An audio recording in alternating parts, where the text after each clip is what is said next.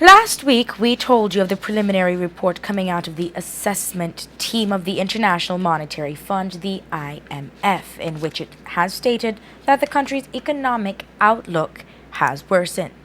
Yesterday, we brought you the interview with Senator Godwin House, where he told Love News this is not by far the worst we have been. We have seen far worse than this. In fact, it is better now than it used to be. End of quote.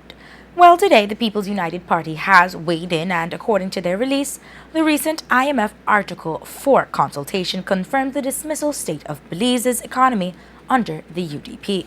The opposition continued by stating, quote, while the UDP government has been unable to truthfully explain the economic realities to the Belizean people, in his budget presentation, party leader Honorable John Briceño signaled that hard times were upon us. Our country is in an economic crisis as a result of the UDP's excessive and unsustainable borrowing and spending. To mitigate recession, the IMF is saying to the UDP that it must cut government expenditures and contain the public sector wage bill while broadening the tax base and implementing tax reforms. In other words, that means retrenchment of public officers and further raising of taxes on hardworking Belizeans. The People's United Party has consistently reminded the government of the repercussions of the mismanagement of the economy. The IMF report release is testament of the warnings of the PUP. Belizeans will now have to wake up to the sad reality after the election party of 2015 using borrowed money that we have been tricked and that we have been and have harder times ahead under this UDP government. End of quote. Over the next 5 weeks, 190 villages from around the country will be holding village council elections in all 6 districts.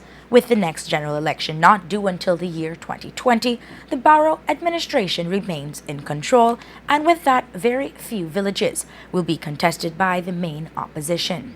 Love News understands that the leader of the opposition, John Briceño, is making his rounds around the country, meeting with interested slates for the upcoming elections, while he is backing a few. It won't be much of a contested event in the rural areas. The first set of elections is slated for Sunday, June 5th, and those will take place in 7 villages in the Corozal district, namely Calcutta, Ranchito, San Joaquin, Carolina, San Pedro, Cristo Rey, and Yo Chen.